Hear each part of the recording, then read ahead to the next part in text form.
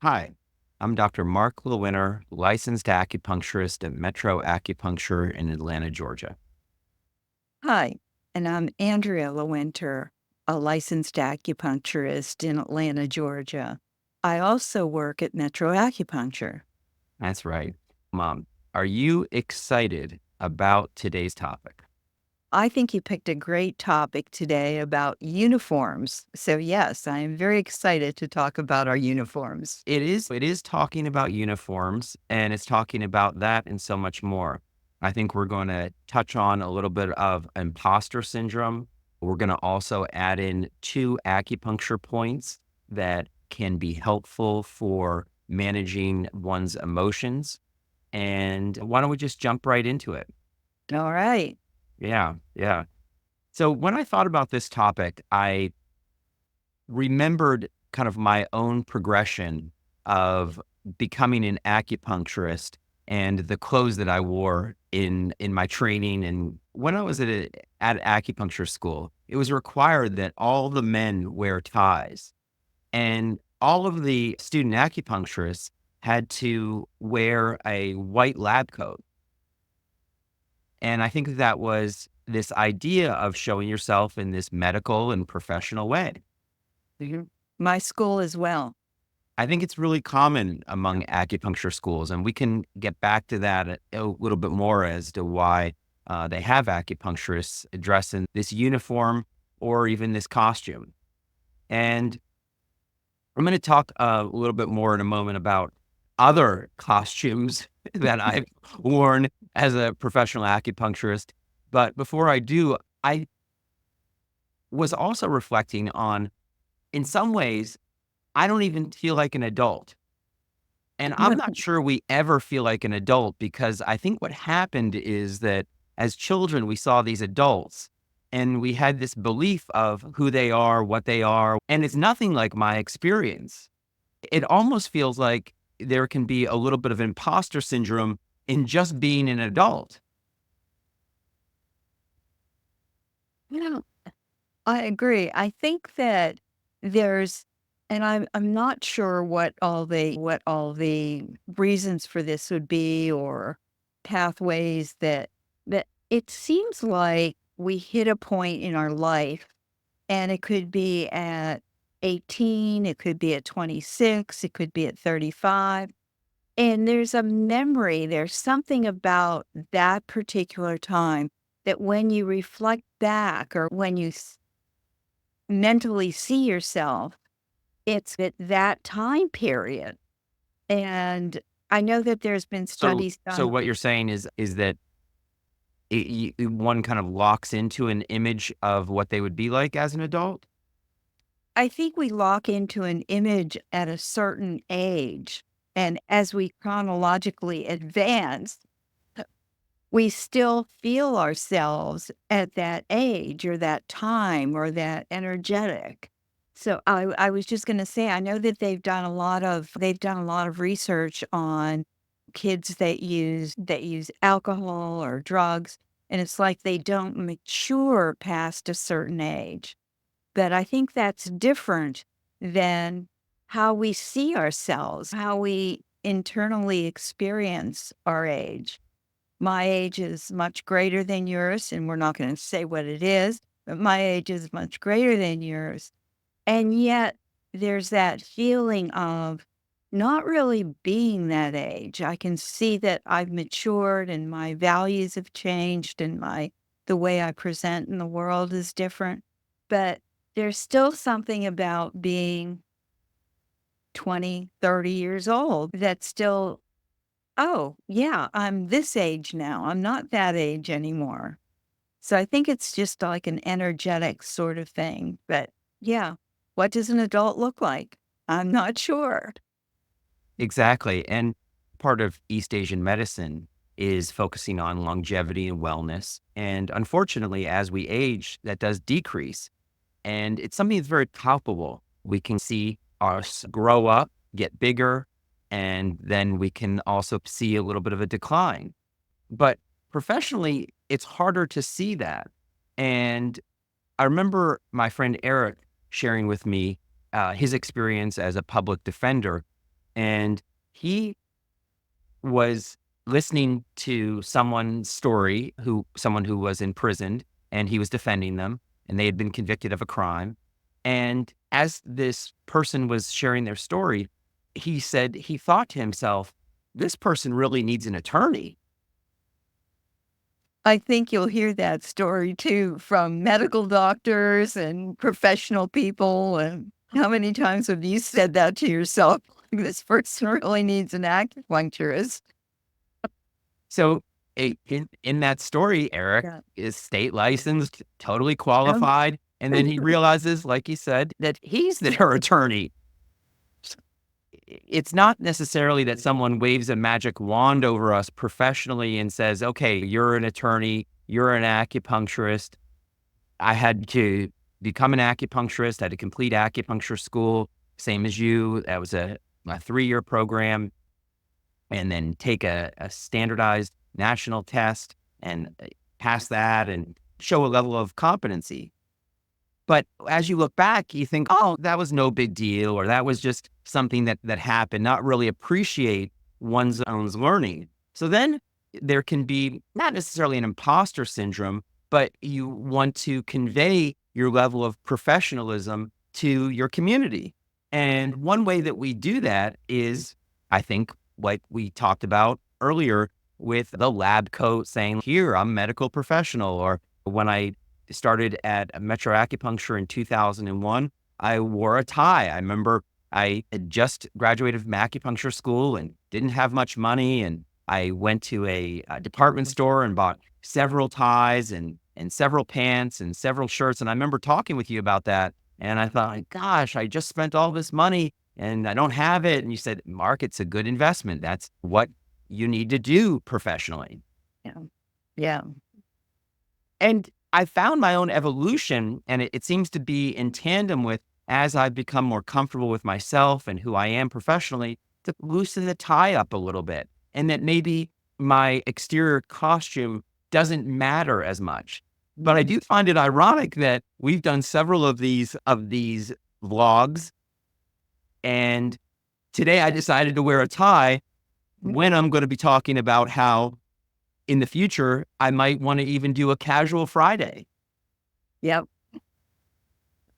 We evolve, and I think we get more comfortable with ourselves, and we're not thinking, God, this guy needs an attorney when we are one, you know?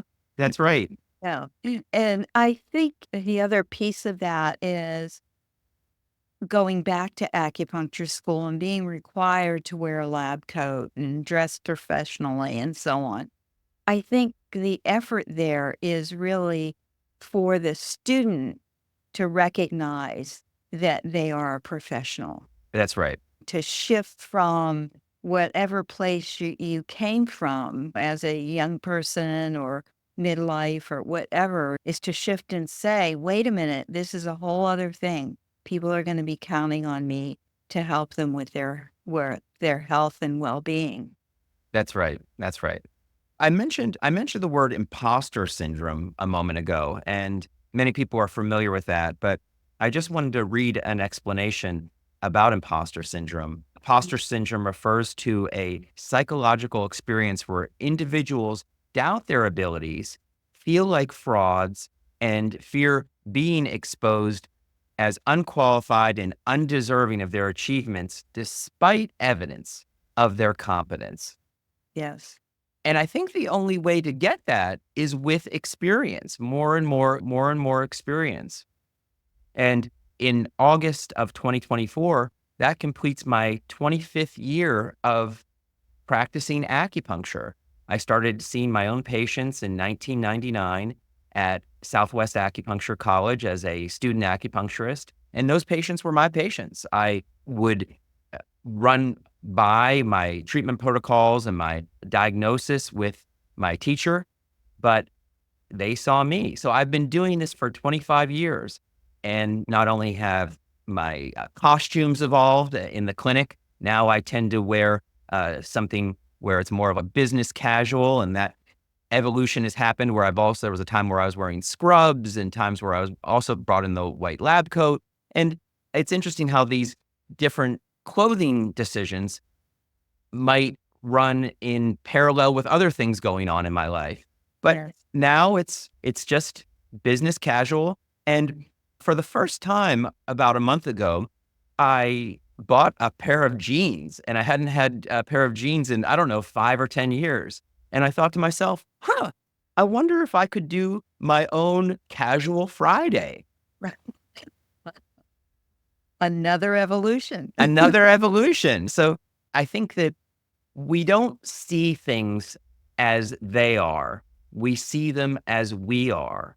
And Mhm. as our belief about ourself and what we can do and how we can help people changes, we see the world differently and Mhm. maybe don't have so much of a need to be, um, to have a mask or to be presented in a certain way. Although I say all that, deciding that I was going to wear a tie today.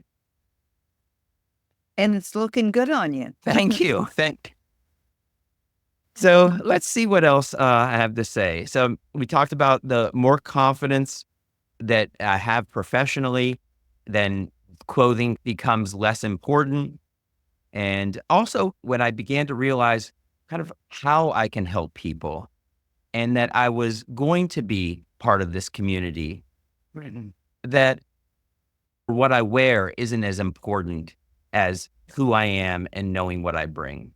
And what you have to offer. Yeah. Yes. Yeah. Yeah. Let's see. Because a large part of what we wear can be, we can associate that with our identity. And I believe all of us are asking, who am I? Yes. I think that's a big question. I believe we only get that through experience and introspection. And I think what you said is that there's an inner peace and there's an outer peace. Yes, And that what that core value is and how that strengthens over time and experience and so on. And again, then the outer piece isn't as important. We can recognize, oh, that's on the outside, or gee, I feel like this, but it doesn't have to relate to how we're feeling internally. absolutely. And I'm so glad that you mentioned those two words because we're not here just to talk about my clothing choices over the past 25 years. I also wanted to talk about two acupuncture points. Uh, Sanjiao 5, one of the English names for it is outer path, and Pericardium 6, one of the English names for it is inner path.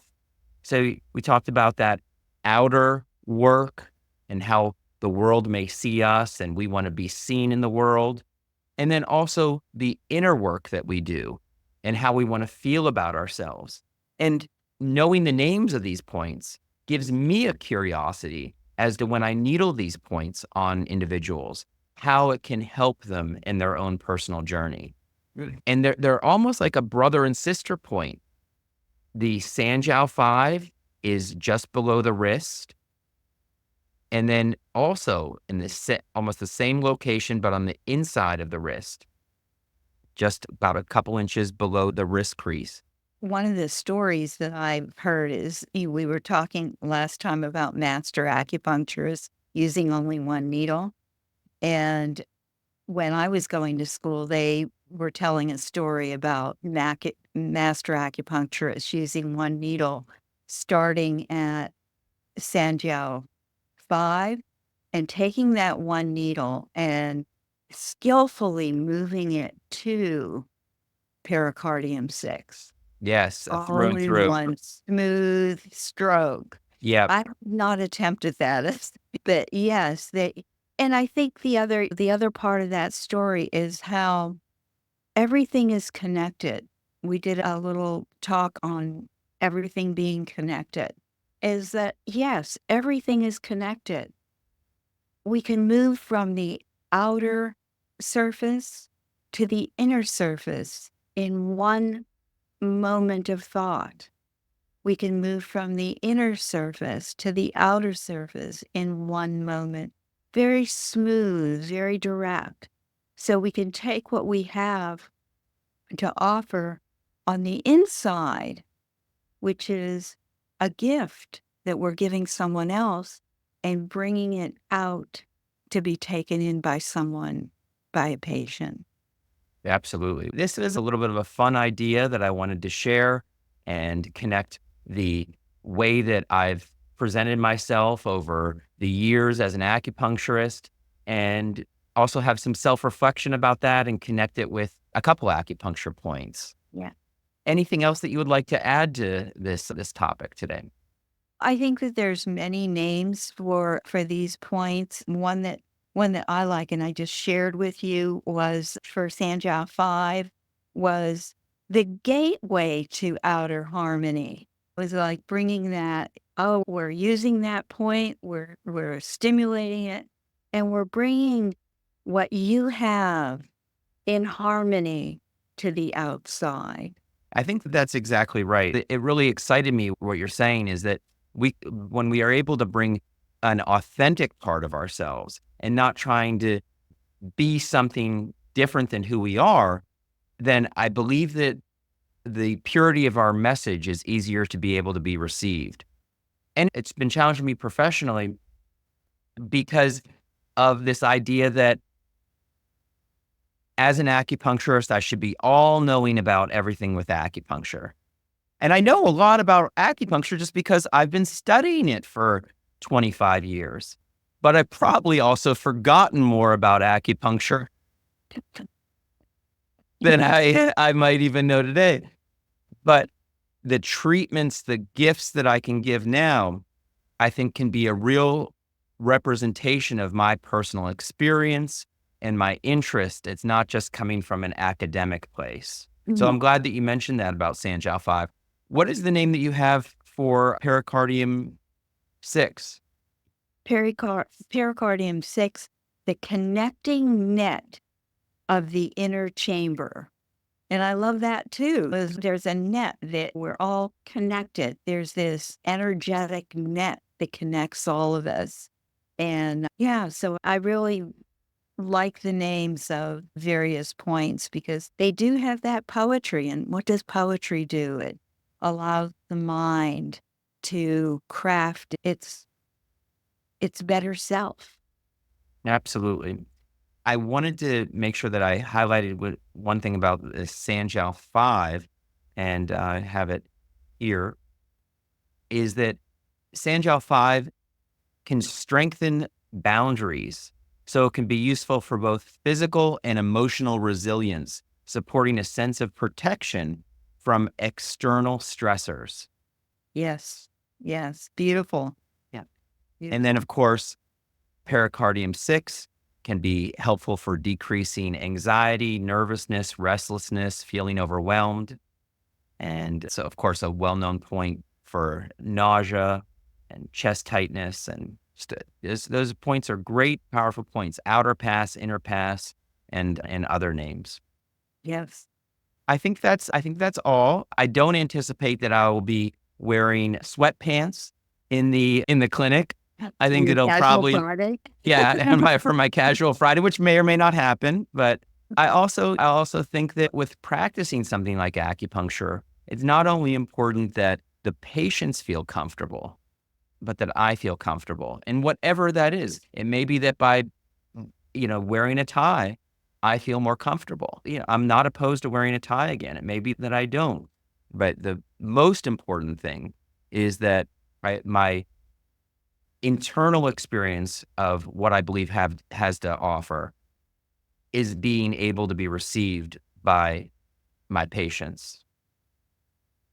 Yeah. And I liked your bow tie phase. I went through a bow tie phase. I went through a long tie phase, was wearing scrubs at one point. We've just recently passed Halloween. I've never worn a Halloween costume. And some things yeah, I don't think, but maybe, and that's also the benefit of having a private practice and owning a practice is that I can choose what I want to wear. So there's a And lot of you can be autonomy. playful. You Yeah, can and be playful. like, And yeah, yeah. yeah, do what's right for me. Mm. All right. I think that's all today. And is Good there anything else that you wanted to conversation. add? I think you've really identified the key points of these 2 points. The other thing I'll just mention this, they're accessible.